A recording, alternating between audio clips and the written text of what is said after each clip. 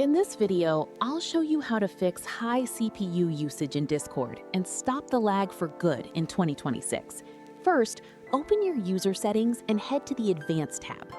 Find Hardware Acceleration and toggle it off. While this is designed to make Discord smoother, in 2026, it often conflicts with high-performance games, causing your CPU to spike.